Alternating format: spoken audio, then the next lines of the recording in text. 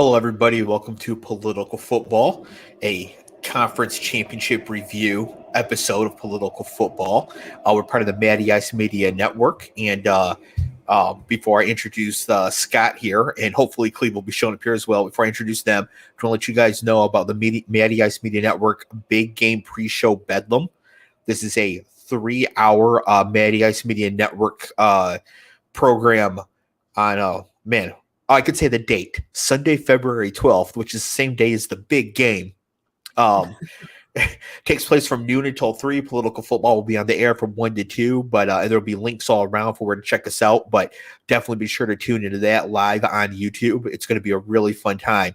I'll bring it up again a little bit later in the day. But in the meantime, Scott, how are you doing? I'm good. I'm doing good. Surviving. Good. Cleve, how are you?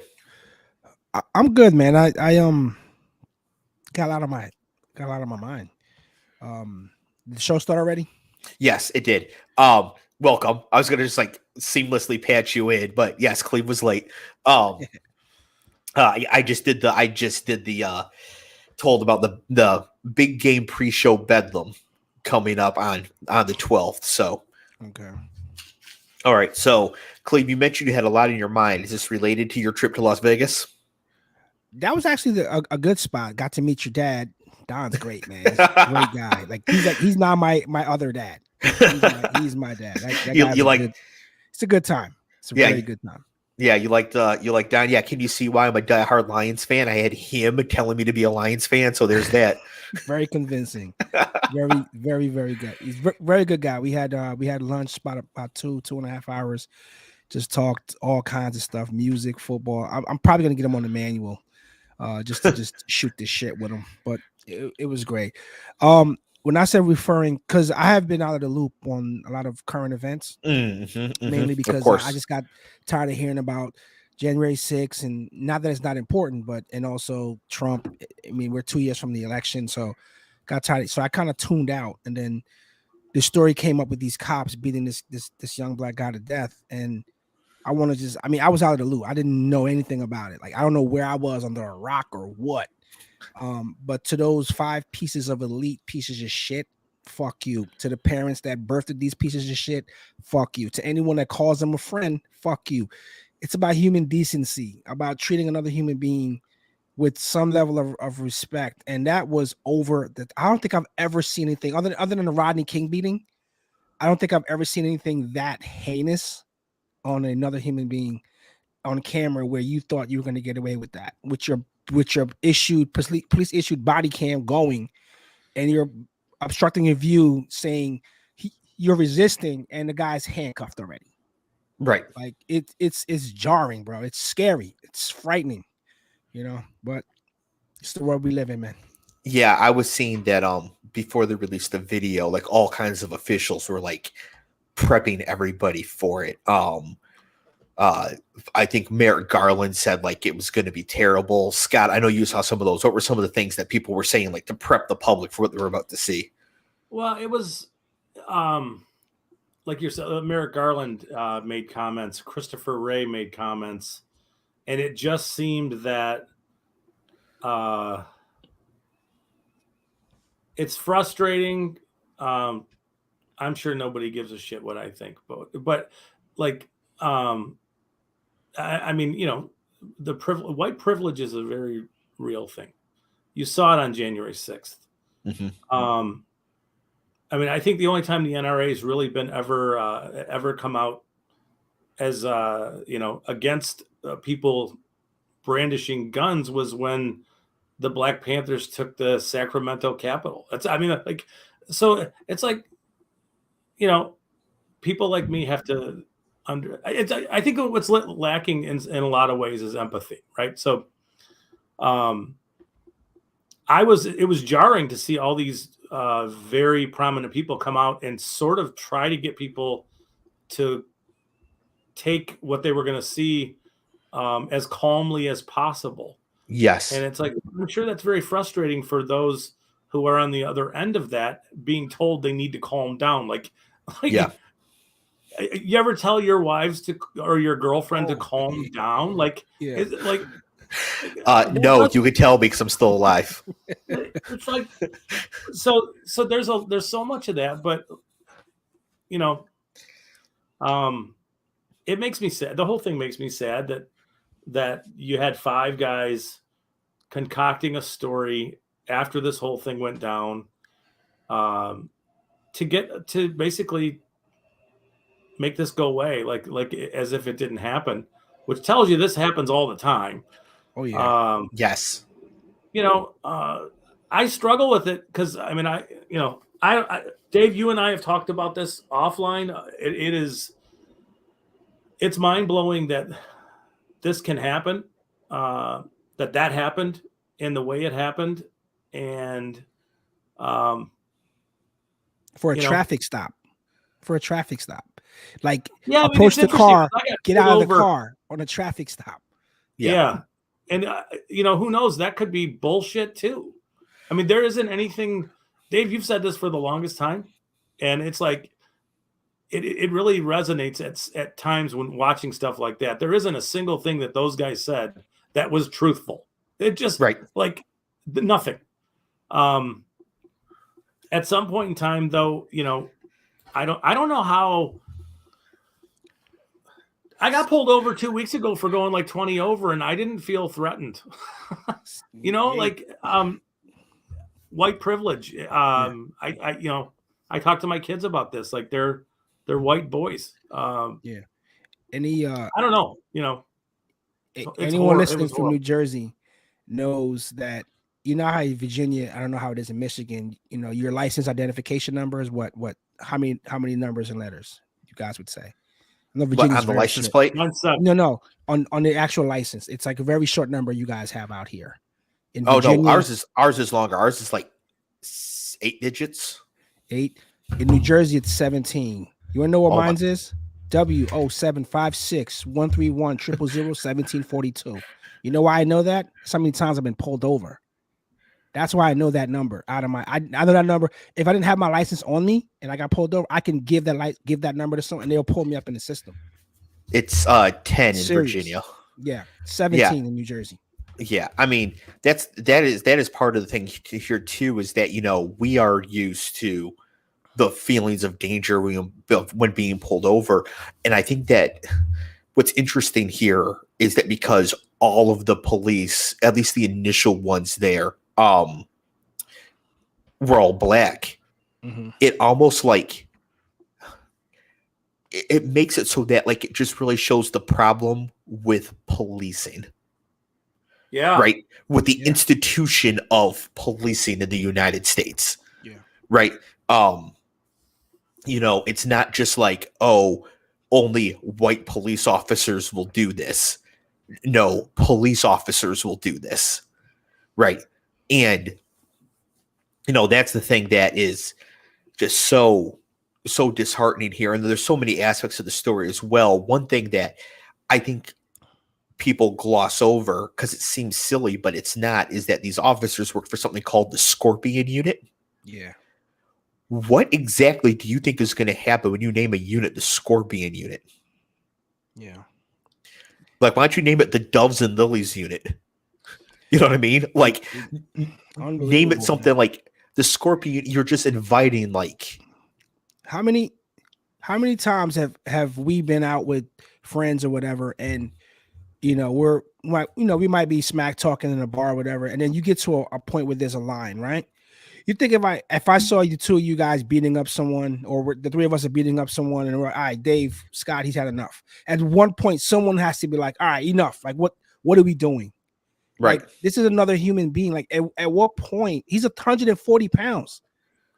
Like, I don't think they viewed him as a. They didn't view him as a human being. That's, right. And it's 100 yards from his house where he fucking lives. Right, and I think that's one of the main cores of the problem here, is that in general, policing in the United States does not view the rest of the citizenry as like it's almost like they view us more as enemy combatants in a land they're occupying, rather than like the people they're supposed to protect and serve. Now, that's not true for all the people who live here, but that's how they feel about a large number of various types of people. to say on camera, I know we got to go on to some football. To say on camera, that was fun, and they're slapping high fives. No one rendered medical aid to the kid when he slumps over twice. Right. Twice. Right. Right. You know, But that's the problem too. Is they're not obligated to do that. Like, what happened? What the hell? Yeah. You guys remember the North Hollywood shootout? It kind of mimicked the movie Heat. This happened, might be 15 years ago. Might be a little longer than that. The North Hollywood shootout. Cop? No, so two white guys decided to get body armor. They got hopped up on some shit and they robbed the North Hollywood bank. So it was Heat, basically. Oh, I remember this. Yes, yeah. I do. And they ended up changing what kind of weapons police carry because they were just outgunned. They had to go to a gun shop to get guns to fight these guys, right? One of the guys, and there's like a picture of this, and it made like national headline. He ended up discharging the weapon under his helmet, and he struck himself fatally. And there's a picture of someone took a picture of him bleeding out, and the cops standing around him.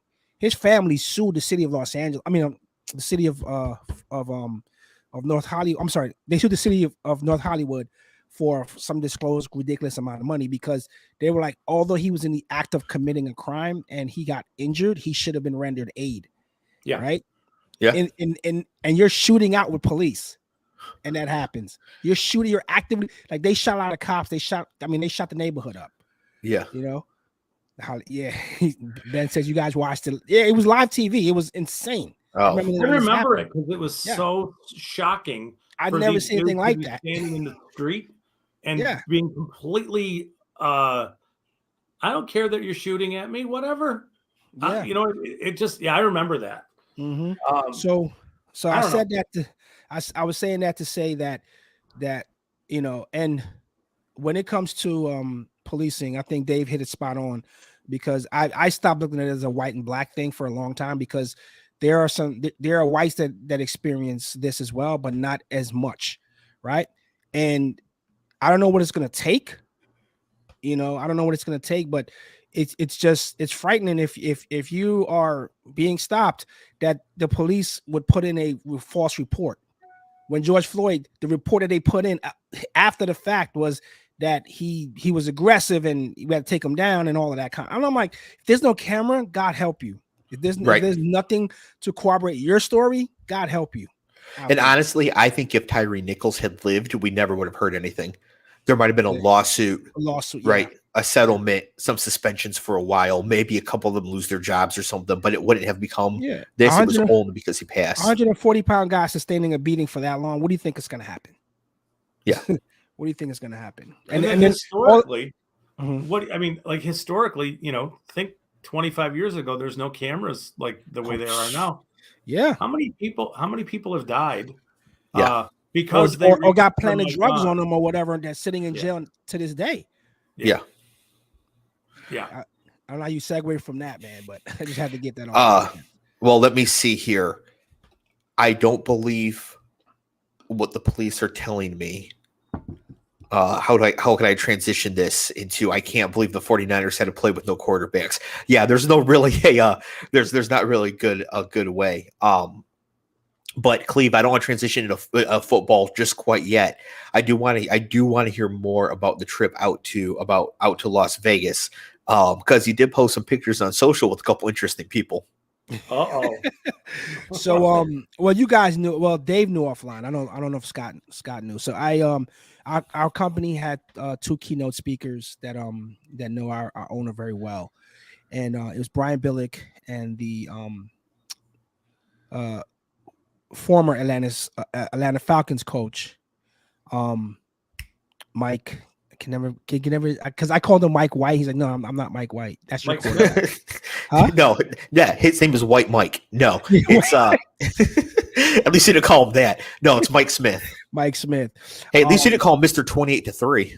No, they were man. Or was that Dan Quinn? That would have been worse. I think it was Dan Quinn. Yeah, but in all seriousness, when we walked in, these guys made the rounds and met everyone at the it's about 48 of us. They shook hands, sat down with us for a couple of minutes and talked. One of my coworkers played a little ball in the CFL, so like he knew some guys that that Mike had coached, and we talked, they talk football, but their message was like a corporate message, but it was football related, and they talked about salary caps and guaranteed contract. It was a great conversation. I wish people could have heard it. I got a cool picture online with it, Scott. I think I'll send you a copy of it. It's kind of cool. Like they're towering over me, but very, very interesting. And I obviously also met the Don, and the Don was a good time, man. Don was a good time. And how'd you enjoy the burgers at Bobby Flay? Well, I had the chicken sandwich, which was a little too salty for my taste, but it was actually good. But the buttermilk onion rings were really good that Don told me to get. So Don, he's exactly, he's better than advertised, but he's exactly how I pictured him to be. Like anyone that puts 8 packs of ketchup, like pour it out on a tray to dip. Yeah. I'm like, all right, Don, how many more ketchups you gonna open? He's just like, give him a bottle, give him a fucking bottle or something. As many as it takes, son. What do you want? Yeah, you got to sop it up there or whatever. But it's a good time, man. We talked a lot. We didn't talk about you, obviously, but we talked about a lot and how he ended up out there, and it was interesting. A friend of mine's joined us for lunch, so we had a good time. So definitely, if I'm out there again, I'm gonna see him, and when he comes out here, I would hope that I can get a chance to go dinner with him again. Yeah, and I mean that's great. I'm glad you guys were able to get together and decided not to spend all your time talking shit about me. I appreciate that. So you did mention though that you were on a bit of a heater while you're out there. Did you do any betting? Did you? I didn't bet any football because I had a funny feeling. I was going to bet 49ers, but I had a funny feeling something was going to happen. Either Nick Bosa gets hurt or McCaffrey gets hurt. I didn't think of Purdy getting hurt, but then when it happened, I'm like, they were going to throw the kitchen sink at this kid. He's facing, and he's in hostile territory. Blitzes are going to be dialed up on his kid left and right. And I'm like, it was just a matter of time. And obviously the injury may actually change the trajectory of his career because he's probably going to have Tommy John surgery. Like it's like a year out now. Yeah. So Trey Lance could sit a little easier, and they're probably going to shop for Tom or Rodgers or whoever, but it gives Trey Lance a fighting chance to get back in that lineup again. So that's the big thing people are talking about today is Brady to San Francisco and Lance to Tennessee. That'd be the same as what they got now with Malik, and Vrabel's not going for that. Lance is a much better prospect than Malik Willis. I think Vrabel's still not going to want a guy who's going to run like that. Yeah, that confused me when I heard that, but yeah, Ben's right. I'm not sure that it's so much that Vrabel wants Lance. I think it's more the GM or the other powers that be there. But it's just I find it that whole thing interests me from this standpoint that Purdy played pretty well, but he didn't do anything. He just ran their offense. Mm-hmm. And if you run that offense and you get the ball on time in the short areas to the players who, like that's Tom Brady. And when you describe, what you need to do, that dink and dunk offense, that's Brady in a nutshell. But yeah, I still find it, hard to believe that they would move Lance after giving up what they gave up for him. After essentially a year, I think it's to get pieces. He hasn't been healthy. Yeah, right? He hasn't been healthy, and he hasn't. The sample size is still it's still to be desired. Like what do we really have here? Right, but if you're a team that needs a quarterback but did too well to be able to draft one of the top ones this year, trading a second and a fourth for Lance is a no-brainer. The Jets should do it. The Giants should do it. Any one of those teams. And the Lions don't do it, I will punch my cat. Allegedly, don't say that online. And that's not a euphemism. No, I'm kidding about the cat, but seriously, if that's all it takes is a second and a fourth, yeah, come on. Dave could be right, man. I mean, Dave, that's the perfect scenario because again, you know the offense and to your point, Scott, if Purdy could do that, imagine a Brady or Rodgers, executing with those guys, and that team is built to win now. Yes. Or Fields. No. Yes. I don't think the Bears would part with him. I was on. No. The 49ers passed on him when they took Lance. Oh, yeah. Because I was on a plane with some Bears fans, and we're talking football and stuff, and I asked them how they felt about Fields, and they were like, they're buying in. Yeah, he's the only good player on the team. I bet so. Yeah, they're buying in. They're probably not buying it a Byron Pringle. Or Dave Claypool for the pick 32.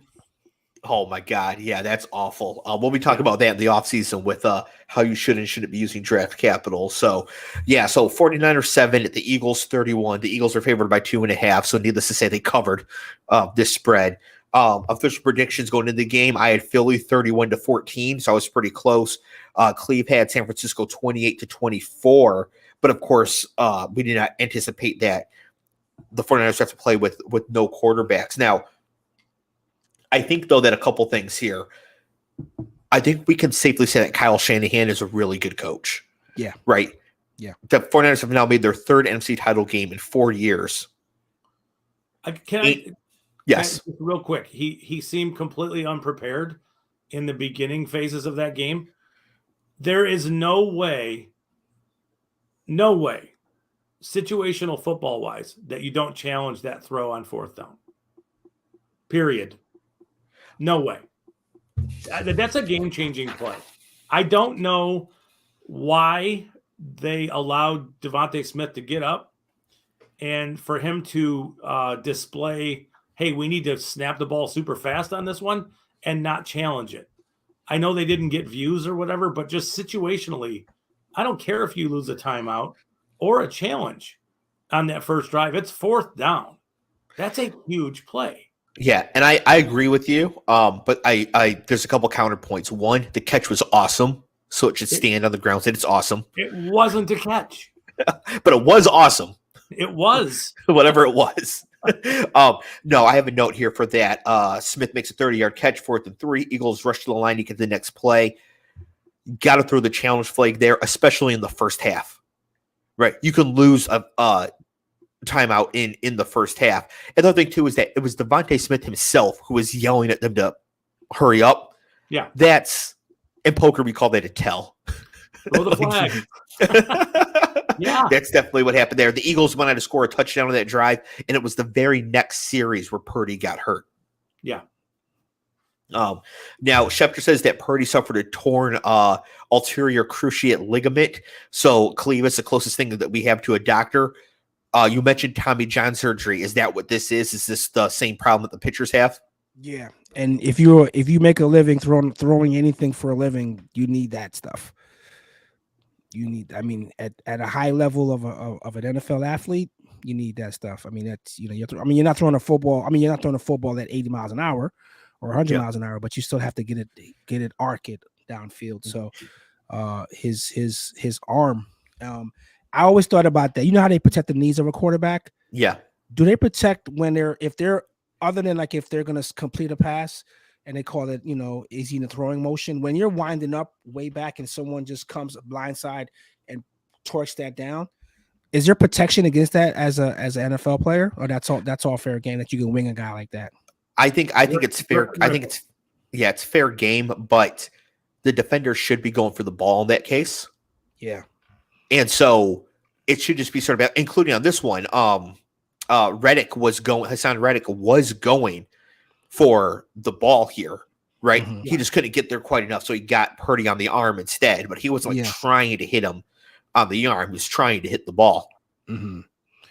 Yeah, I couldn't imagine with that kind of pain that's going to get to go after the arm if you can't get to the ball. I mean, it's just what you do, get the ball out of there. So yeah, Paul, I agree. Yeah, Paul says that Tommy John surgery isn't career ending, but he might be okay. But losing an entire year. Now I saw 6 months. I think the recovery time is a little different for football for quarterbacks than it is for baseball players. Yeah, because there's Okay, I not think quite so as much too. torque on the elbow. So yeah, but I mean, you're still talking about, significant time missed. I mean, you're a gonna miss long. Yeah, camp. you're talking about a lot of time, Yeah, you're gonna miss and camp. a guy who was behind anyway. I don't. We're in agreement here, Scott. You just missed the show last week. We're in agreement. Yeah, I'm a Purdy guy, so I sucks to see this happen to him.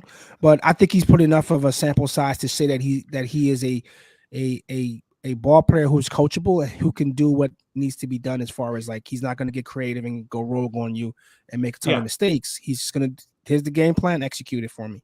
Yes, congratulations to Brock Purdy. He will make $57 million of the next 14 years backing up around the league, most likely. Yeah. He'll be a nice. Yeah. I mean, he's a nice player to have because you know that you can run an offense with him. Yeah. Yeah. It's just, but he's got a ton of luck. Yeah. In the last little while, I mean, he has made some bad choices. It's expected. He's still a rookie. Yeah. Whether he got picked first or sure. last, he's still a rookie. Yeah. So he gets for me at least, speaking not for you guys, speaking for me, he gets a pass because again, like to not have a horrendous year, because we've seen guys Zach, we've seen guys have. I'm like, holy shit! Like, do you know how to hold a football? Yeah. No, I mean he deserves a ton of credit. He, as the last pick in the draft, he obviously can play. It's just he's limited. I agree with that, Paul. I 100% agree with that. Yeah, Paul says that Purdy and Mitchell will be the two best backups in the league for 15 years. Yeah, I mean, I think that's exactly what he's destined for, which means that he has played, better than anybody expected for him. He's also in the best possible scenario to come in and do something. Like, honestly, as long as you aren't garbage, you could probably have some amount of success on San Francisco right now. I mean, the defense is great. The players around you are fantastic. I mean, if Gino can get this many years in the league, come on. Yeah, so I don't. And Cleve, you say I'm a Purdy guy. Well, I'm a Purdy guy too. But the thing is that like that seems like I'm a Mahomes guy, right? Like there's levels. When I say that, you're right. When we say that, we say it two different ways.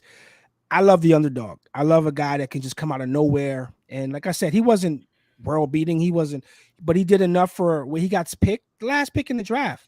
Yeah. I don't think I've ever heard of a Mr. Relevant in any position doing anything or being relevant. Was it some big time kicker or Mr. Relevant one time? Was like Chip Low-Miller or somebody Mr. Relevant? I gotta probably look that up. But but again, to my point, I don't know any guy, right? That I mean, he put a spotlight on himself, like we said. At least he can play a little bit of ball, and we've seen it again. People say, "Oh, the record, was against vanilla defenses, whatever." But those are guys that are still paid to play. He still put him in the NFC Championship game. Yeah, because they could have, because they could have missed the window big time. Yes, but if you recall, all the way back when Jimmy G first got hurt on this show, I asked you, Cleve, if you thought that Purdy coming in for Jimmy G lowered the ceiling for the 49ers. I remember. And you said yes. And I said no, because it's still the NFC Championship game, and went through like all the reasons why. Yeah. So to me, in my opinion, Purdy got them as far as he still should have gotten them. Mm-hmm. Like anybody who isn't just absolutely, I would even think Zach Wilson should get them to the NFC title game. Like you're really reaching for that one. No, I'm saying like anybody, David Blau, like it doesn't matter. Like just throw it to Debo and hand it to CMC. Like, so Purdy did very well, and he did even better than expected. But as far as where the team got, like, unless you had like a truly like Mitch Trubisky probably gets him there too, right? Like you just gotta not be horrific. So the reason I discount the Zach, I get what you're saying. I discount the Zach notion is because that Zach destroyed the team. Like, well, that's true. It was because of Zach that we didn't go anywhere. Yeah, that that's defense true. Balled out. That defense sold out.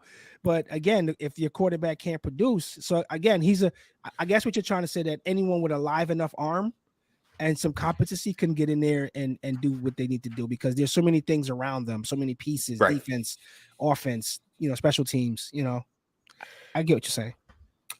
Scott, we had a punt hit the wire in this game that everybody on the field saw hit the wire, except somehow the officials. And this ended up not mattering in the end, but it did cost the Eagles 40 yards of field position. Yeah. Do we want to get into the officiating? Well, I'm just setting it up because it's going to be a lot more important in the next game. But it was horrific all the way around. And if this game had been close, them costing the Eagles half the field. Yeah. When everybody saw that ball hit the wire, like, would have actually been important. This is something that people aren't talking about right now. I must have missed that. What? I must have missed that. Eagles punted, ball hits the wire, but on the play, the camera thing. Yeah. One of those. Wow. Yeah. Now and the ball goes like up in the air and then sideways. Right. Ooh, so it pings off of it. Yes, and then on top of that, the Eagles picked up a 15-yard penalty on the play. Right. Ooh. So you get a shanked punt with a 15-yard penalty on top of it. But since it hit the wire, the whole play should be a do-over because the foul was on a personal foul. So it doesn't count either. So they just get to punt it again. Yeah. Right. Is that in the rule book, or are you advocating for that to be? No, that's exact. That is the rule. No, that's what they said. Yeah. Oh, yeah. Okay. And so they go to review it, and they can't conclusively determine that the ball hit the wire. Whereas, like, wait a minute, everybody knew this ball hit the wire. I mean, they're watching video of this. Yeah, and trying to find video. And the most amazing thing too is that when the ball hits the wire, the entire Eagles sideline goes like this at once. So either that's perfectly orchestrated for when there's a shanked punt, or like clearly they all saw the ball hit the wire. I mean, they're there, like they saw it in real time. Right. Like what the fuck? Right. Wow. Yeah. So the officiating is just going to keep coming up, and the NFL has a real officiating problem in that they're all garbage for years. Now they've allowed this thing to fester. Like they're not employees of the NFL, and therefore it gives us all a reason to think something's fishy here. Yeah, it doesn't. Something doesn't add up to all this. Like there's so much money. The NFL's created a problem with all the betting. They really have. Yes, because now it appears that things are weird. In the next game, I got something for that. I know exactly where you're going, Scott. Yeah. Yeah, and the thing too is that, like, for those of us who are into gambling stuff, like, we know the games aren't rigged or anything like that, but the one group of people involved with this league that you could conceivably get at would be the officials. So, like, you can't have them be horribly incompetent, which is what keeps happening here. Now, speaking of horribly incompetent, and I hate to say this because this is my guy, and I know this is Cleve's guy and has always been Cleve's guy. Jalen Hurts was ass and a half in this game. He was absolutely atrocious. 15 of 25 for 121 yards, no touchdowns, no picks, 11 carries, 39 yards, and the one quarterback sneak touchdown. It's a good thing the 49ers played half the game with no quarterbacks. I think, yeah. I mean, it reminded me of his early time in college. Mm-hmm. Everything was overthrown with no touch. Maybe he was juiced, man. Like I think emotions, he was so tight. Like he played, to me, he was very, very tight. If he plays this way in the Super Bowl, they will lose by 50. Yeah. It was really bad. Like, and not just the incompletions, the way he was missing. Like, he's lucky there wasn't a pick 6 or 2 in there. Right. So I mean, it looks like he tried to win the Heisman on every throw. Like he's missed AJ Brown for what would have been a long touchdown, missed him again for what that should have been a pick 6. Like, just really, really bad all the way around from him. Now, he admitted before the game that he was not 100%. I don't know if he's going to be 100% for the Super Bowl, but it doesn't matter. He's got to play a lot more than that. Christian McCaffrey had an awesome touchdown in this game, explosive, and then went full Earl Campbell on Malcolm Epps. This poor guy gets obliterated. Then Campbell. And then CMC just sprints right to the end zone. And you know what? I still wouldn't take CMC in the first round of the NFL draft. Because you have a running back bias. You hate running backs because you think you could get them anywhere. Right. You can replace the production for later. All I'm saying is CMC is awesome. He's a Swiss Army knife. He's a Earl Campbell, the dude. Russia Falk. Like he's one of those guys. All right. Confession time for you, Dave. Do you think Bijan is a first round pick? No running back's a first round pick. Scott, Hey, I've been dealing with it's for been great, 3 guys. years. Scott, trust me, don't even waste your breath arguing. The guy, I went errors. The guy he does not. The fit running back value. value replacement at the position. The Cowboys took Zeke like 4th overall, and Zeke was fine for a while. He's a fullback now. He was fine for a while. The same draft, Dalvin Cook and Derrick Henry go in the 2nd round.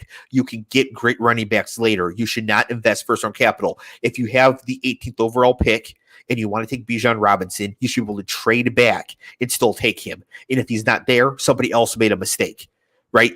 You do not need to invest that level of capital on a running back because you can replace the production so much later. Aaron Jones, 5th round, Kareem Hunt, like the 5th round. You can get good running backs later. You do not need them. The best teams don't have great running backs. The Chiefs running backs are not good. The Bills running backs are not good. The Eagles running backs are not that great. It's because the league is a pass happy league now. But in the 80s, early 90s, even to the mid 90s, a running back was that running game, a running game defines your you can slow people down, right? Like Jerome Bettis, just start running him. All I'm saying, John Riggins, like, come on, man. All I'm saying is, with the 31st pick in the draft, when the Eagles take some fucking goofball from bumfuck wherever the fuck they take them, you're telling me that you're high if you don't think Bijan is a better. Come on. It's not that he's not a better prospect, right? It's not that he's not a better prospect. It's that the value. Yeah. Right. That's where best. Yeah. Go ahead, Clev. No. That's what he's been saying that to me since I've known him. Before PF, since I've known Dave about 5 years now. And we talked football way before this show came about. And I get all his that. argument. He doesn't hate running back. He just hates the position is not what it was. It's true. And he's not going to invest draft capital in a running back. Bijan Robinson is not a better running back prospect than Saquon Barkley. Saquon Barkley was overdrafted. I agree with that. Well, not the Bijan thing because I don't know who the fuck he is, but but I watch guys when they get to the NFL. Yeah, the Saquon thing again. I wouldn't have went that high as well. Scott stuff. Yeah, no, you should not take running backs in the 1st round, right? You just again. So Jimmy Brown comes out. Jim Brown comes out. You want to take Jim Brown? Because I'll just take. I will literally just take. I would rather just take Dalvin Cook in the 2nd round, right? Like it doesn't matter. It doesn't matter. You can get great running backs later in the draft. Alvin Kamara, 3rd. Jahmyr Gibbs is going to go in the 2nd round of this draft. Just take Jahmyr Gibbs in the 2nd round. Like you can replace the production so much closer later. The Bills literally have no player at running back. They're really good. Most of the best teams don't have great running backs aside from San Francisco who had a trade for them. Are no longer in the playoffs is because they have no running game. You're right. You're right. It's definitely Isaiah Pacheco and Miles Sanders are the reason why those teams are in the Super Bowl. It's definitely the running back position that put Kansas City and Philly there. That fucking guy. What that fucking guy just said. There's no good running backs between there's like 6 and there's no good ones, right? Miles Sanders is a 2nd rounder. Kenny Gainwell is a 5th rounder. They're the same person. It does not matter. Clyde Edwards-Helaire was a 1st rounder. Isaiah Pacheco was a 7th rounder. And now Edwards-Helaire is inactive and Pacheco's getting carries for Jerick McKinnon, who was a 3rd rounder. Like it doesn't matter. You can have the best running back in the league. Derrick Henry. Have they ever even made an AFC title game? Like, you build your entire team around them. It literally does not matter. So, no, you should not take a player who literally does not matter in the 1st round. Even though Bijan Robinson is awesome. Mm-hmm. Scott? I got nothing. He's saving it for the draft, for the draft offseason stuff. I think Scott's trying to prep that the Lions might take Bijan at 18. I don't know what they're going to do. I think what you're saying is very I mean, I understand what you're saying and I agree with you for the most part. But I think Bijan does things that no other running back can do and has done in a long time. And whether you value that or not, that's where it is. Right. The two best running backs in the league are Derrick Henry and Nick Chubb. Now, we can make fun of the Bills all we want for not making the Super Bowl, but where the hell are the Titans and Browns? Well, there's nothing else. Those teams suck, though. Yeah, the team sucks. Nobody's saying draft Bijan in the top 5. Yes, and go to the Super Bowl. Right. The team sucks because those picks probably should have been wide receivers or pass rushers. If they had Derrick Henry on the Chiefs,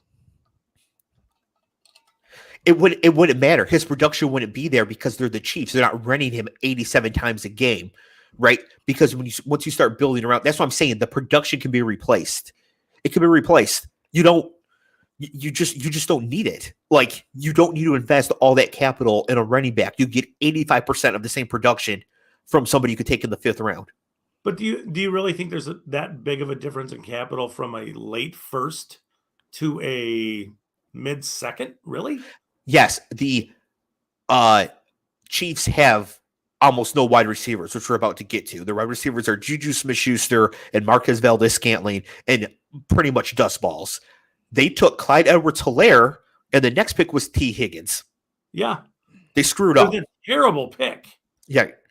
That Edwards-Helaire pick. It was a bad pick. Yeah.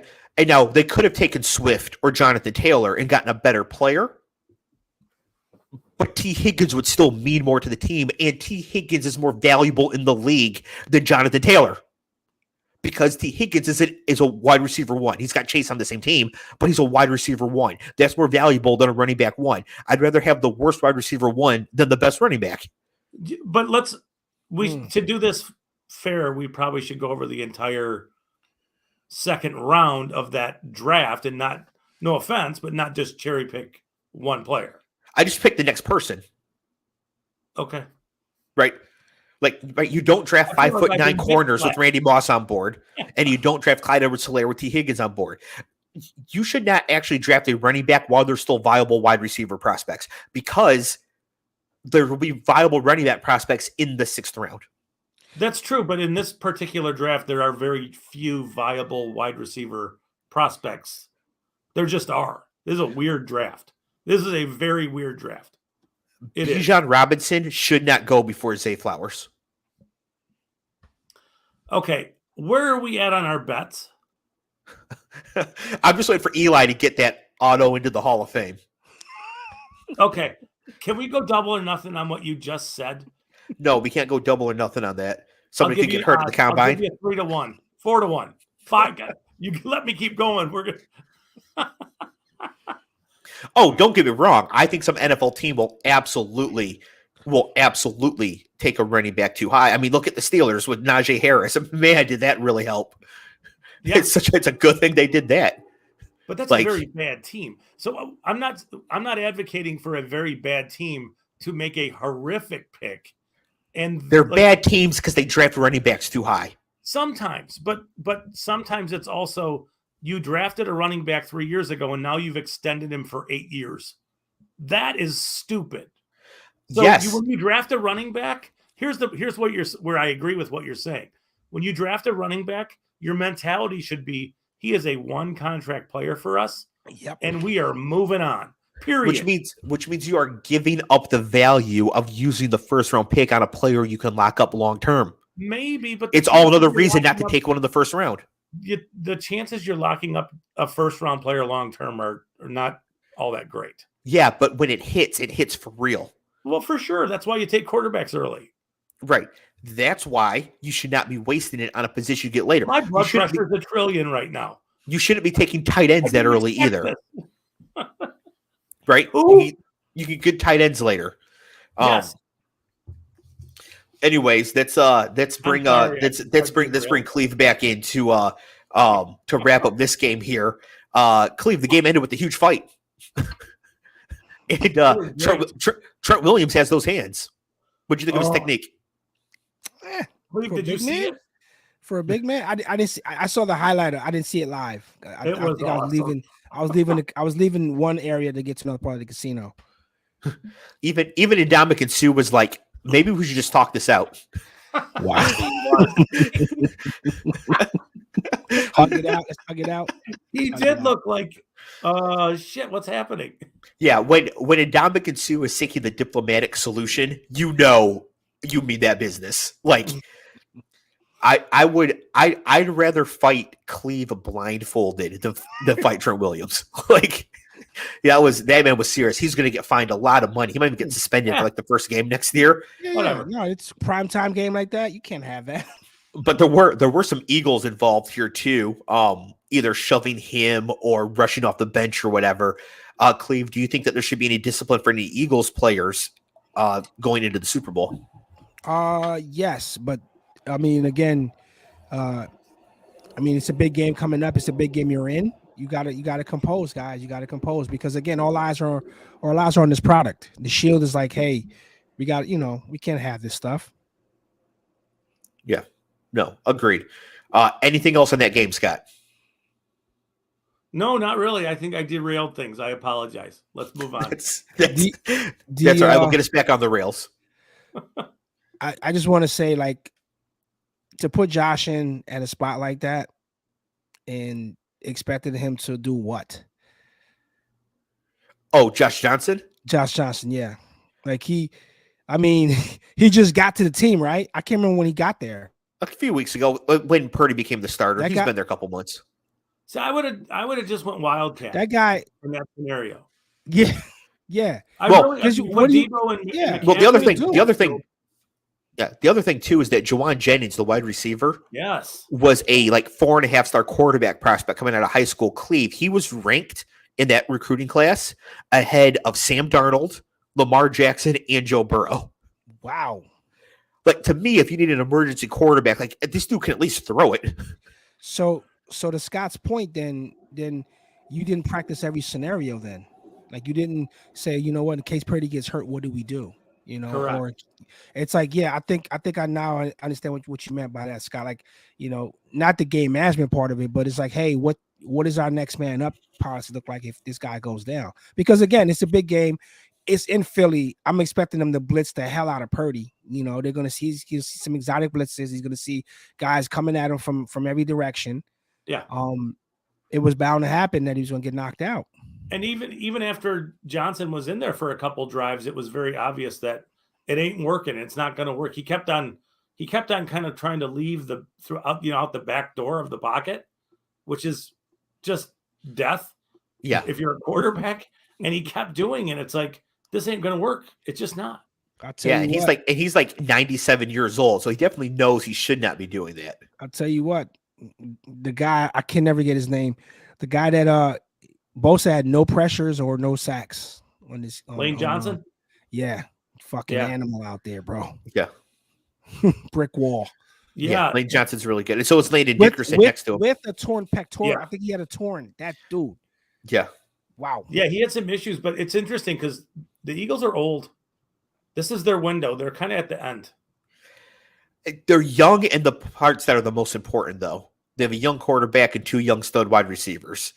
They can put together and keep replenishing for the rest of it. Are you trying to upset me, Dave? No, Jalen Hurts is 25, AJ Brown is 26, and Devontae Smith is 24. And they're Lane young at the most Johnson's important positions. 1,000. Yeah. Right.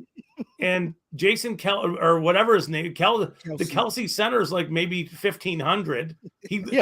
He started. Moses was the quarterback of his high school football team. I mean, what the hell? Olu Watimi is currently projected to be like a 5th-round pick in the draft. They had a screw great this up all the time. So to be honest, the middle of the field would just party for Boston Scott. Here's the thing. The Eagles have clearly shown, with the exception of taking Jalen Reagor over Justin Jefferson, that they know what they're doing in the draft. They'll go out and draft some more offensive linemen and be fine, right? You know what I expect them to do? I expect them to package pick 31 and 10 and come up and get Jalen Carter and pair him with Jordan Davis, and good luck. Yeah, seriously. or just stand pat, take a couple linemen because you're going to need them in a year or two. Right. And so you get them in and boom, there you go. Like, either way, they're going to have something they can do. But what's really hard to do is to find AJ Brown, Devontae Smith, Jalen Hurts. And they got that. And they're young. Yep. So the most important part of the team they got. I mean, old. Yeah. It's an old team. Yes. But if you got a good quarterback and 2 good young wide receivers. And a great tight end. Yes, you got a core. You got the core of your team that you need right there. Okay, moving on to the next game, Sorry. Scott. Bengals 20 at the Chiefs 23. Bengals are favored by 1.5. So the Chiefs obviously pulled off the upset here. Official predictions: I had the Chiefs winning 27-24. Cleve had Cincinnati winning 35-31. So Cleve unfortunately went 0 for 2. Going into That's probably why he didn't gamble on football in Vegas. Yeah. Now, game theory. Interesting in this game. Cleve. There were 4 touchdowns scored in this game. On those touchdown drives, how many of them featured a 4th down conversion? So there were 4. There were 4 touchdown drives. How many of them had a 4th down conversion? None. All of them. Everybody went for it. Right. Every single touchdown in this game was scored on a drive where the offense converted a 4th down. Was there a terrible call involved? Yes, there were many terrible calls involved in this game, including one situation where I can't quite figure out. The Chiefs got a 5th down. Because the mics went out. Yeah, and I couldn't quite figure out exactly why or how, if that was legal. Like, I had not seen that before. Go ahead, Cleve. So Chiefs was on, it was 4th and I can't remember the time distance, 4th and 3rd. The 3rd and something. Yeah, and ball snaps. Was it a sack? No, it's incompletion. Is this the one where the officials tried to stop the play? Well, they said that they took the mics went out, so we didn't, because I had talked to a guy that was at the game at the airport, and they said the stadium mics went, like, you couldn't hear the ref because you couldn't hear him on TV. They said they couldn't hear him in the stadium either. But then they spotted the ball like a foot different, right? Yeah. Okay, I know what play you're talking. I'm like, is this a glitch in the matrix? Like, what happened? Like, did something just glitch? Because I'm like, how was it a conversion? It was just 4th and 4, 4th and 3, or whatever it was, and then the ball gets advanced. That's why I thought it was a sack. I was like, what happened? So on that play, the officials are trying to. So the official came in and screwed it up. He said when he placed the ball, he said the words "start the clock on my signal," but it was a dead ball. So so it wasn't the clock was not supposed to start. So official a mile away comes running in and try to stop the play from happening, but the official at the bottom of the screen was doing the same thing. So the play was stopped before it started. Nobody knew, and Kansas City snapped the ball, incomplete pass. They gave him the down over again, and then called, was it Eli Apple? Yes, of course. For holding, and it just feels like that's so shitty. Like they did try to stop the play. They did. It feels like it's rigged sometime. I don't quite. And I'm not advocating that. I'm just saying. I'm like, what the fuck? No, it definitely feels fishy. Yeah. So again, for any listeners who might not know this is why professional sports in North America aren't rigged. The amount of money that the players and coaching staff and all that make would mean that the amount of money they would need to be bribed in order to try to pull something funny like this would be so high that in order to get enough money down to bet to win to make it worth it is literally impossible. Right. Well, so think about like how you would. All right. So if you want to rig a game for a team to win by 4 points, how in the hell do you do that? Like, right. And so you miss 4 fucking field goals. Like the Cowboys. But let's say though that you want to bribe Patrick Mahomes to go out and lose the AFC title game on purpose, right? He makes $50 million a year. If he gets caught, he's going to lose all of that coming forward. So you would need to at least cover what he's got coming up. And then you have to cover the fact that he probably doesn't want to lose the game. Then you have to actually convince him to do it. So you're probably looking at $700 million to bribe him. Dave, probably more. A bribe is, and I'm from Jersey. A bribe is not necessarily monetarily. He can be like, I'll kill your kid. Make this happen, or I'll kill your kid. Wow, this is dark. But the risk the other way is too high. right? Like there's no reason for anybody to do that. The risk is too high. And again, because you couldn't get enough money down, like let's say somebody wanted to do that. They wanted to threaten Mahomes' family to get him to comply. The amount of money that they'd still have to be able to get down to win, to justify taking that risk, is still not worth it for the person making the threats in that case, right? Do you think he would accept it if it was somebody trying to kill his brother? Seriously? I'm sorry. I derailed it obviously, again. Obviously, if there's a gun to my head, Dave's like, well, fuck it, man. I can't. I got to put my money down. There's nothing I can do. Right. My hands are tied. Thanks, Dave. Yeah, listen, I already took Cleveland best ball, so I ain't doing nothing. So all I'm saying is that like the money just is just it's too big. It's either too big to effectively do a bribe, or you can't get enough down across all these books to make it worth the risk, either by threatening somebody or something like that. The one place would be officials, because they don't make a ton and they have a huge outcome over the game. But in football, that's hard. Yeah. It's hard in football. It'd be actually much easier in basketball and really easy in soccer, right? Yes. There's just too much happening in football. Like you couldn't, like you would need to run a scheme and realize that it's not going to work all the time. So then the money you need to get down has to go up and up and up, because you're not always going to get it to hit, right? Well, like in soccer, if you're like, I need that team to win, well, there's always a penalty decision that could go one way or another in soccer. But in football, you can't just, you get one pass interference. That doesn't mean nothing. So, well, I mean, look at the Des Bryant catch, non-catch, shit like that. Yeah. Right. Even the official on the field could rule it's a catch, and it goes to review and they say, no, it's not a catch. Yeah. Right. Like, you know, because there's more than one official. It's just, there isn't any sort of illicit and like that going on with the NFL or really in North American sports at all. Now, if you're betting third division Finnish soccer games, I mean, that's something else. There could be issues there.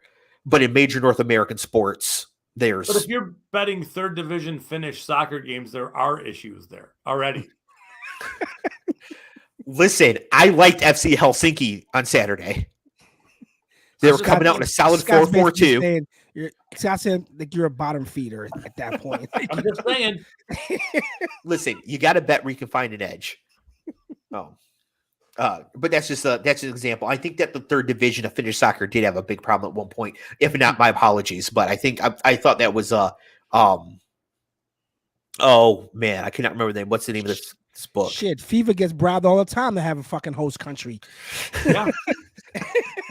What do you think Qatar gets a World Cup? Yeah. Right. And look at all the money that took. And they didn't even like get a payoff on that, really. It was just for like prestige. Yeah. Right. Imagine if Qatar had to try to win enough making bets to cover what they bribed FIFA. Like, you just can't get that down. If somebody walks in to a book and is like, I want to bet $300 million, one, the book isn't going to take it. Two, they're going to call the feds. Mm-hmm. Right.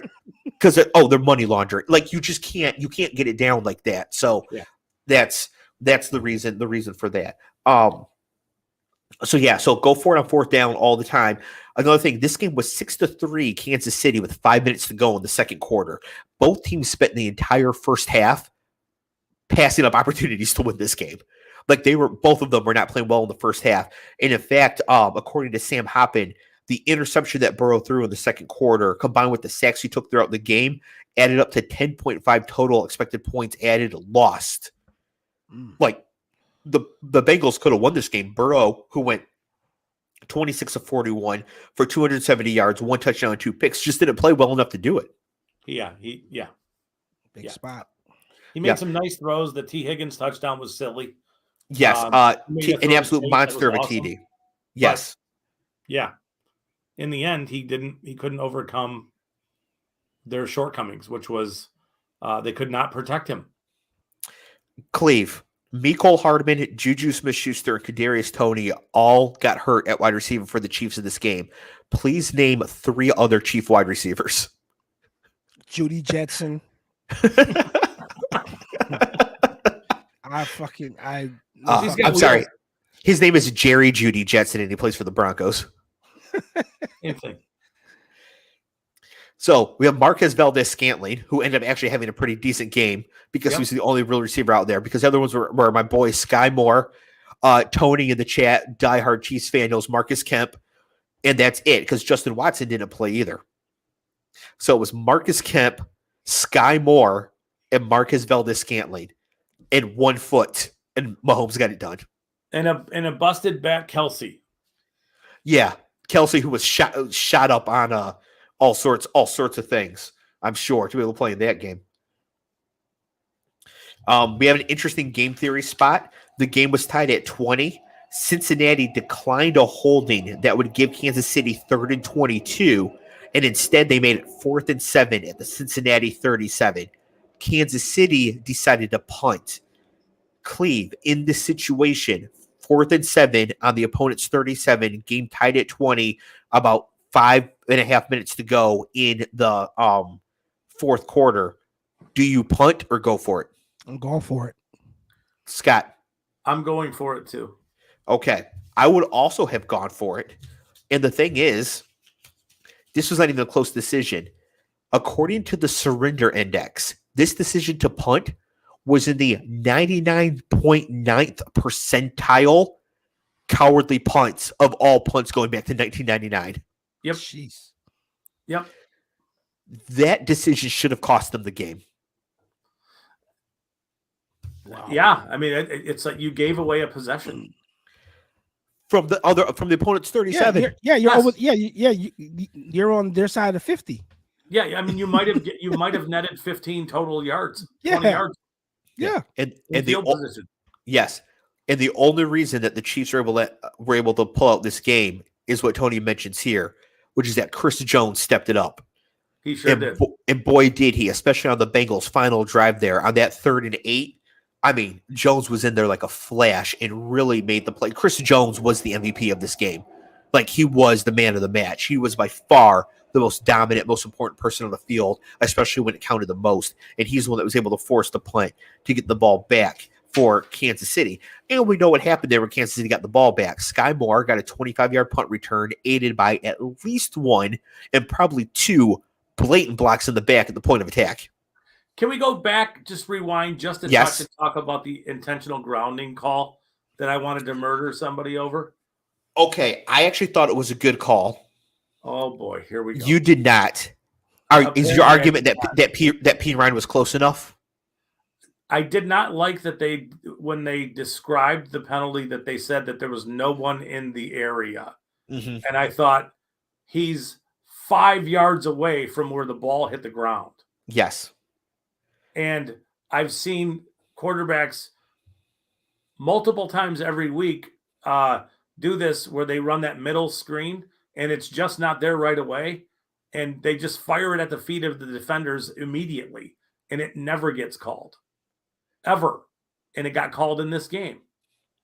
And I just thought it was the only call that I thought that was really, really, really egregious. Now, I didn't think it was that egregious because this wasn't a screen pass on this play. And so what happened is that Burrow did spike the ball, landed about 5 yards away from Samaje Perine, who's an eligible receiver. Yes. And that distance is usually good enough. But it was clear from the play that Burrow had no, like I don't think Burrow even knew Perine was there. Now, that's subjective. And so I can understand why, Perine is kind of close enough, and maybe it does just need to be if somebody is that close to it, then it doesn't matter what the situation is. But just watching the play, it was like he threw the ball away to avoid a sack. And Perine happened to be there. It happens all the time, and they give every other quarterback that grace that they didn't in that moment. No, it's a big moment. Yeah, it's actually kind of shocking Burrow didn't get that call on Burrowhead. It's true.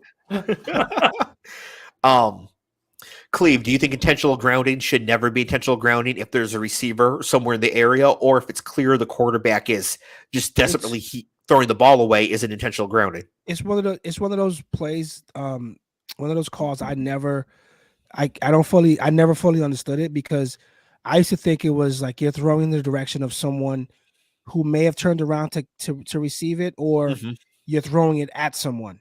But to me, I always thought of it as like you throw it down, like maybe 2-3 yards in front of you because no one's open. So I never quite understood how they quirk up intentional grounding in the direction of, Meaning, to Scott's point, there's a guy in the vicinity of the ball, whether 2 yards, 3 yards, 6 yards. Like it's a not a catchable ball, but I'm throwing it to a target, a moving target.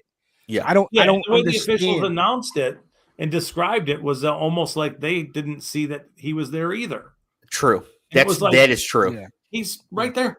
Yeah.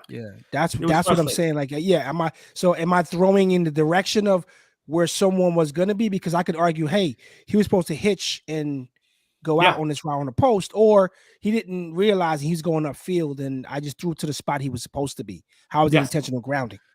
Yeah. Either way, Chris Jones again forces the intentional grounding.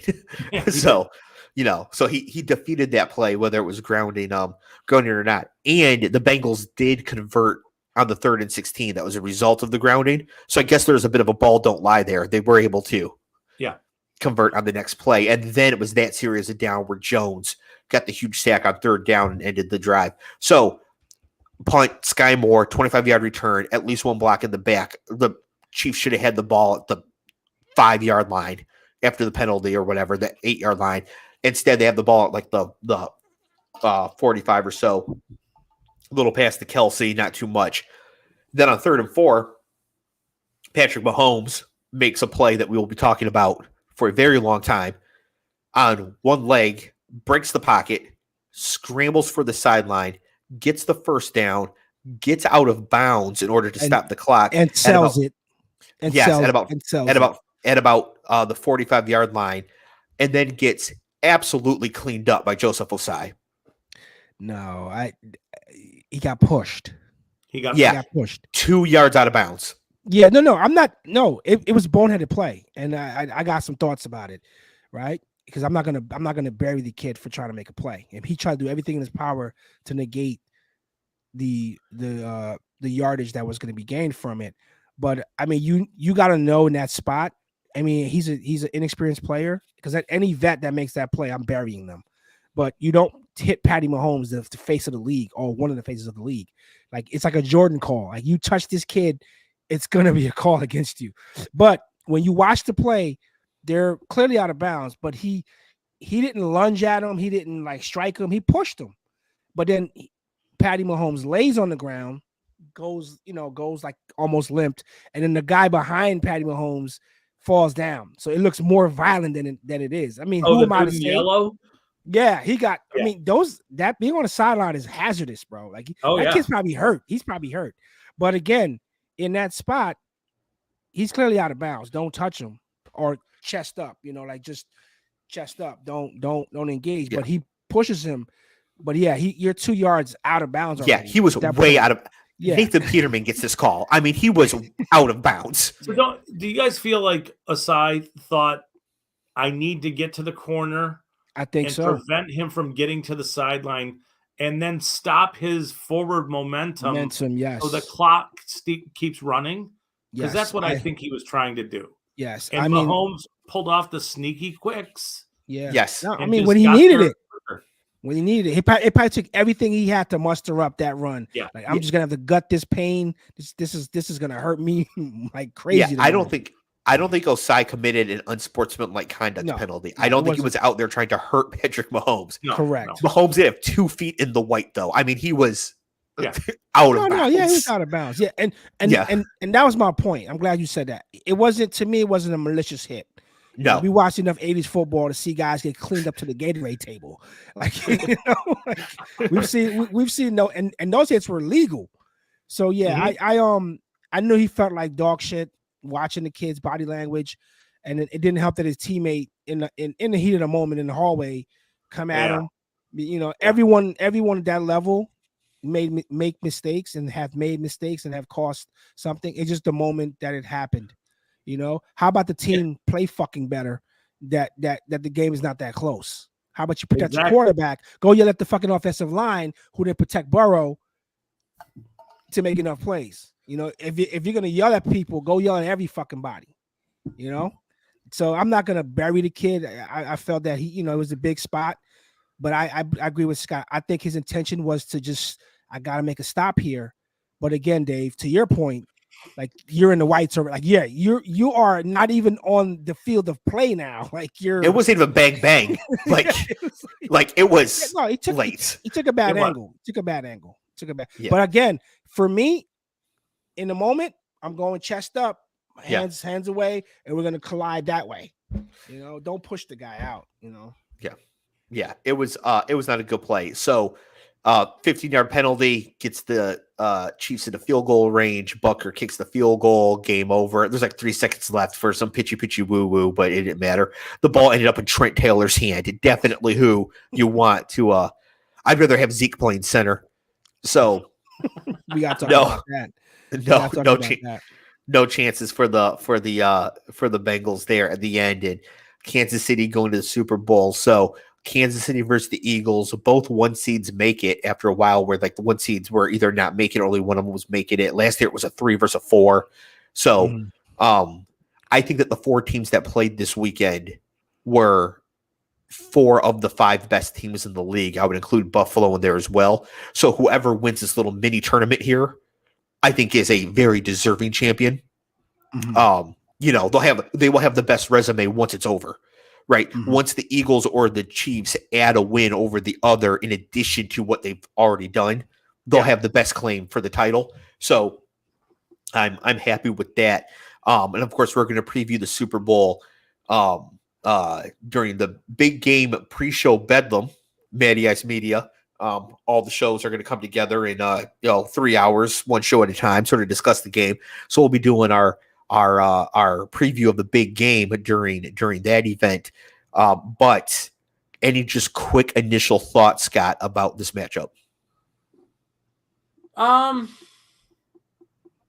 It's interesting because Mahomes got this thing done with literally nobody. I mean, it's just amazing. It really. Are you calling Marcus Kemp nobody? Yeah. Okay. Like, relatively speaking, nobody. But it's Mahomes. And, having said that, the Philly's a different animal. So this is going to be a great Super Bowl. I think that both teams have to put something together because both teams have some issues going on right now.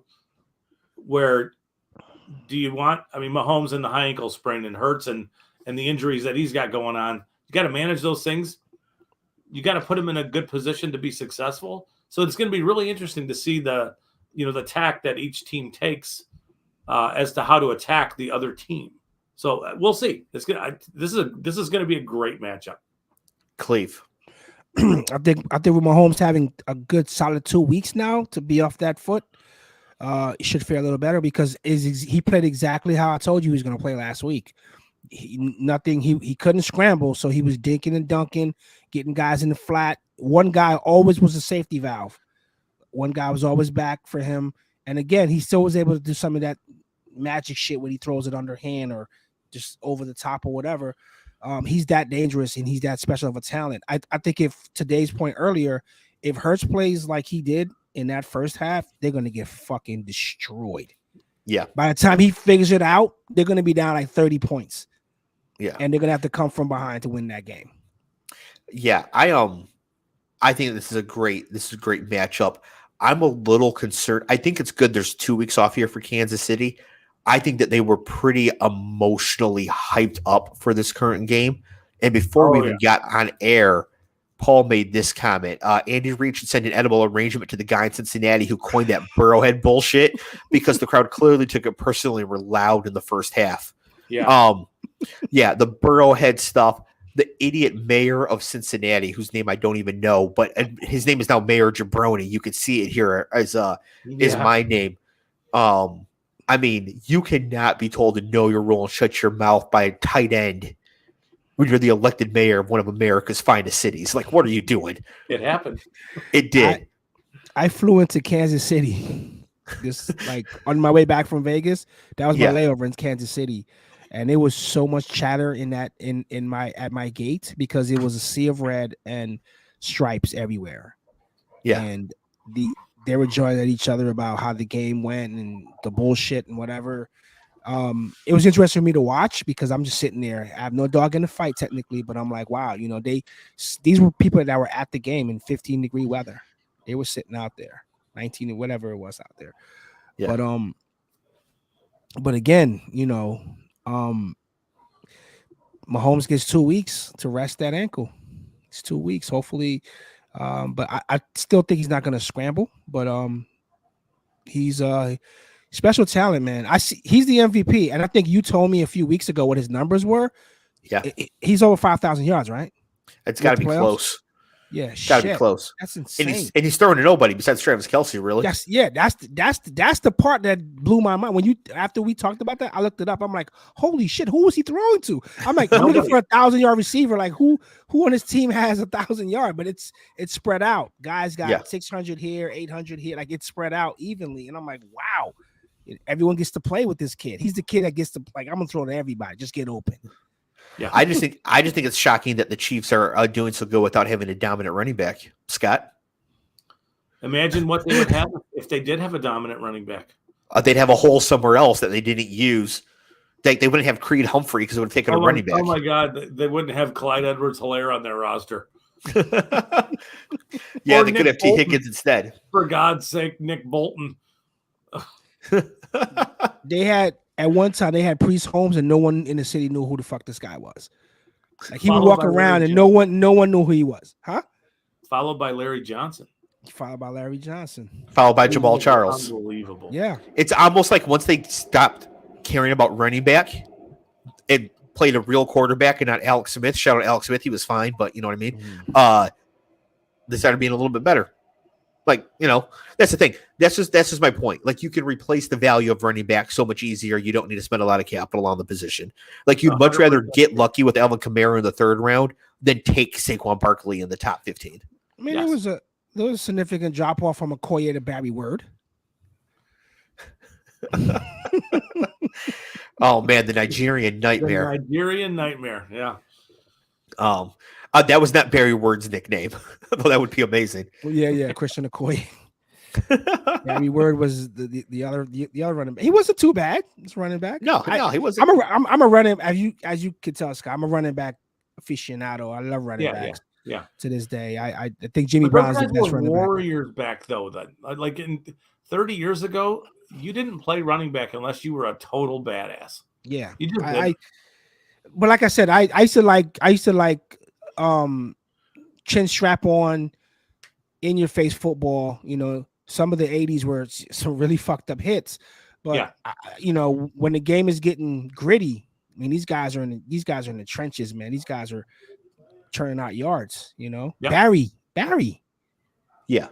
It was like I didn't even want to see you guys quarterback throw, and I'm like, I don't just have Barry run the ball 100 fucking times today. I have a better idea. Why don't we spread it out 4 wide and throw it to Barry sometimes? That'd have been great. Yeah, that could work. You could do that with Bijan. How was his hands? Oh my God, Scott. Nobody knows. They threw it to him 4 times a year. Wow. Barry? Yeah. They never flared him out. They never did that. No. Shit. No. I just don't value the position. So while I think Bijan Robinson is probably one of the 15 best football players in this draft, he should not be one of the first 40 taken. I think he's probably one of the 3 best football players in the draft. Impossible. He plays running back. So wait a minute, Dave. And Sir. So wait a minute. So the Marshawn Lynch years in Seattle, like you discount that? Couple things. Marshawn Lynch was not drafted by Seattle, right? Well, we're talking running back. We're talking. Oh yeah. Well, yes, okay. Yes, but we're also talking about when to draft them. But when he got drafted by Buffalo, it was a mistake, clearly, right?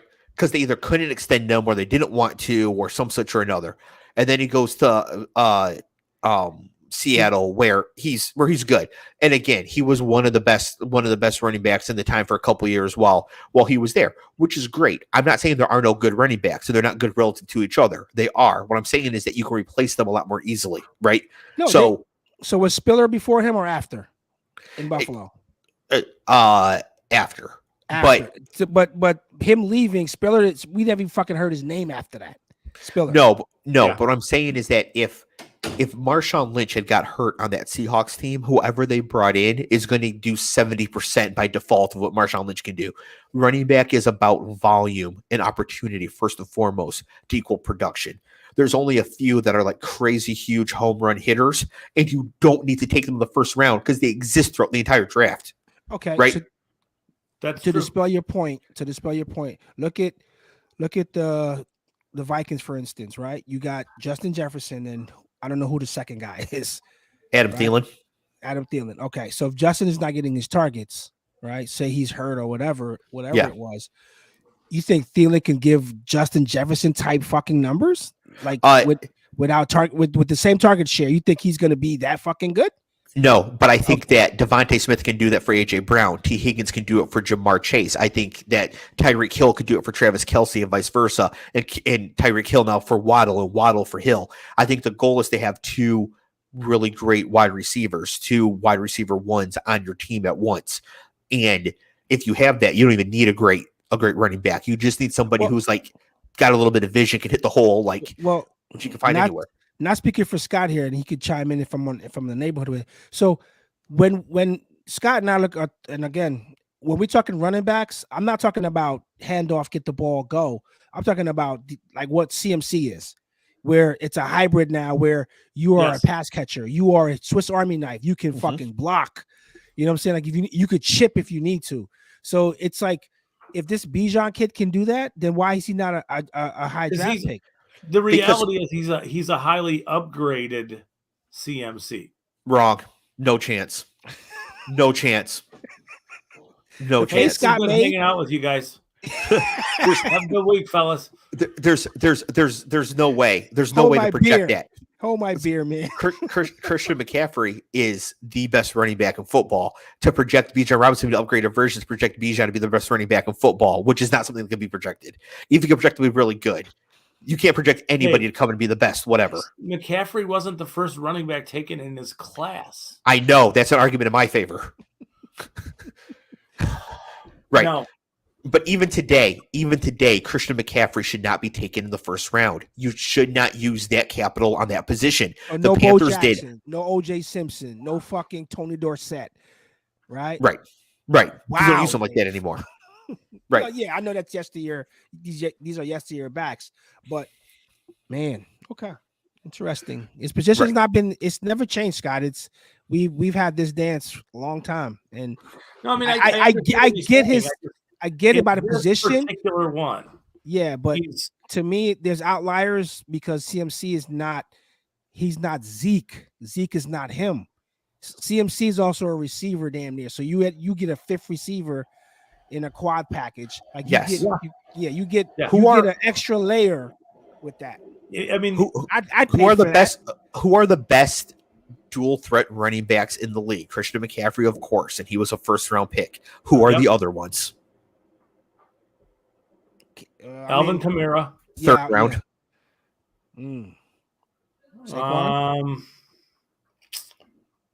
Saquon's pretty good. He was a first round pick. Saquon was good. Saquon's good. Yeah, I would think Breece Hall fits this category, but he only played for 7 games, so maybe it's too soon. I don't know. Second round pick. Yep. Yeah, but see this is the thing. In the last 5 years, it's almost like teams are catching on. Yeah. They are catching on, but not to the real special ones. And it sounds like you don't think Bijan's real special. It doesn't matter if he's real special. You can replace what makes him real special production-wise with Elijah Mitchell in the 6th round. It's the position, right? You can't have a running back that is Jamar Chase because of the ability to replace the value in the production at the position. Breece went down, and our guy didn't do shit after that. Breece goes down, and Wilson's struggling. But that running game was non-existent. Really? Zonovan Knight did not come in and have some good games for you guys? Some nobody undrafted free agent from North Carolina State? No. I mean, what's that, Scott? He had a few good games. Yes, he did. He's not Breece Hall. No. I'm not saying that he is, but you can win with Zonovan Knight. What you can't have happen is like not have a quarterback like the Jets had, or have an injury to Garrett Wilson, right? That would be a lot worse than an injury to Breece Hall. what I'm trying to say, Dave, is that like Christian McCaffrey left the Panthers and they didn't do shit at running back right after that. And that's what The Scott Panthers. and I are saying. Scott No. and I are saying, Dante Foreman ran for over 1,000 yards coming in this year. what Scott and I are saying is that there's special guys. There's the position. What you're saying is 100% right, because we've seen that's actually, that can't be disputed. But what I'm saying is that if you spot a special talent, you're saying that you're still not, because the position is going to tell you, I can get another guy 2 rounds from now that's going to give me same fucking output. Not only that, you can get the special guys later. The Cowboys really should have Jalen Ramsey and Derrick Henry. Like, they really could have just done that, right? Like, you can get the special running backs later. Nick Chubb, 2nd round.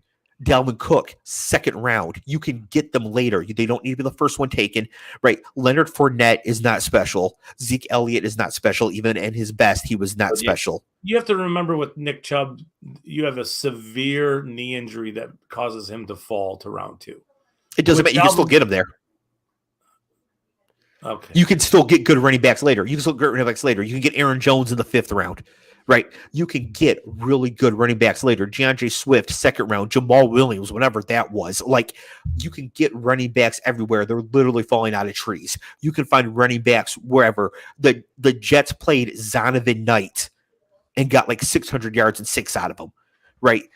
The other positions, you can't do that. If Micah Parsons gets hurt, you cannot replace him that easily. So that's why you need to try to find Aaron Donald. You need to try to find those players at those positions. Running back is not the position to do that. So no, you should not take a running back in the 1st round, even if you think it's going to be one of the special ones, right? You let somebody else make that mistake, and then you capitalize on it. Flyer on edge player 6 at the end of round 3 on a 5% chance that he turns into a great player. Yes, because if he turns into a great player, he becomes irreplaceable, whereas all running backs are replaceable. That's the entire point. I mean, if that's the logic, then every team should be taking a quarterback early every year to replace their quarterback, because if they hit a home run there, then, Point, Scott. But that doesn't work. That doesn't work because of the money. If there was no salary cap, I would say yes, but there is. So like, you can't just be having all these quarterbacks wrapped up under whatever. But the point is that the running back position is easily replaceable, so you should not be spending a bunch of capital into something that is easily replaceable, right? It's just, the individual running back just isn't that important relative to the other importance of the other great players on the team. Also, if your running back's your best player, you're done. Like, you can't win. Nobody's saying he would be. Nobody's saying he would be. I think if you're spending a 1st round pick on a player. Is Aiden Hutchinson the Lions' best player? They took him at 2 last year. No, but he could be. Close. When? But he could be. I highly doubt that. And you know who their best player? Their best player might be Penei Sewell. Yes, for a very long time. Right. And if somebody was like, "Oh, we should take a Bijan Robinson," instead, like, no, absolutely not. Nobody's saying that. That if Penei Sewell is available and Bijan's available, nobody's saying that. Right. And I'm saying that you should not take a running back at all until way later, because you can just get him later. You just get him later, or sign him off the street, or do whatever you want. So you use your premium capital on the premium positions, not the easy to replace positions. The premium positions. And running back is the least premium position. That is true. Right. Like, it's just... This guy is just different. That's all. Gotcha. Right. And so is Christian McCaffrey. And the Panthers did what? He put up 87,000 yards a season. They made the playoffs once, maybe. Yeah, but that's not that's unfair to the position and to the player. It's not his fault that their quarterbacks have sucked and that they've had a terrible offense. It's not his fault. It's not his fault. It's their fault for taking a running back when they need to take a position that matters. Okay, they have DJ Moore, right? Yes. Put Jamar Chase on the Carolina football team, right? With McCaffrey. They're not winning anything. They're just not. Because of the investment in McCaffrey. No. Okay. Right. The Bengals have Joe Mixon, 2nd round. 2nd round pick. The Eagles have Miles Sanders, 2nd round pick. The Chiefs are playing Pacheco, 7th round pick. And then the Eagles are mixing in Kenny Gainwell, 5th round, and Boston Scott. Who even knows where they found that guy? Like, that's my whole point. You don't need it. You do not need it to win. You need the wide receivers, pass catchers, quarterback, pass rushers, defensive backs. Maybe a good offensive lineman or two. At least not be terrible there. Right. But, like, Creed Humphrey's more important to Kansas City than Bijan Robinson could ever be. Right? Because they need the line. Okay. We got all off season to argue that. Yeah, draft season is going to be really fun. And Scott's out here trying to justify why Bijan Robinson should be the 3rd overall pick. Who said that? No, Jahmyr Gibbs. He said it. He said in the first round, late first round. Right. Now, if you're looking relative to other running backs that have taken in the first round recently, like Najee Harris and Travis Etienne, yes, obviously Bijan Robinson should be drafted higher than they got drafted, but they were overdrafted. Right. Those are mistakes. So, yes, Bijan Robinson is a great running back prospect. Cleve, I cannot wait for you to see this kid's film. You're going to be very excited as a running back guy. Nobody should take him in the first round. Okay. You don't think Buffalo shouldn't take him in the first round? No, Buffalo should invest in more premium positions. Literally, their wide receivers are 30-year-old Stephon Diggs and Gabe Davis, who's a 3rd wide receiver, like a number 3 wide receiver. There are no wide receivers in round 1 where they're going to be picking that they're going to pick there. You don't think Smith and Jigba will be there? I doubt it. Oh, they take Zay Flowers. All right, everybody, that's political football for this week, the conference championship edition. Poor Cleve is like, I haven't watched this tape yet. I don't even know who these people are. I need to go break down. Break down this film. Thank you, everybody, for listening. Hit the like button, subscribe, all that if you haven't already. Again, big game pre-show Bedlam, Sunday the 12th, noon to 3. We'll be on the air from 1 to 2 at madicemedia.com. You can go to madicemedia.com, find other great podcasts. The Manual, hosted by Cleve, is on there. We also have merch. If you want some political football merch, it's available on the website as well. And we will see everybody next week. Peace. Hey, Scott. You could kill the feed. Don't come off, Scott. You kill the feed, Dave.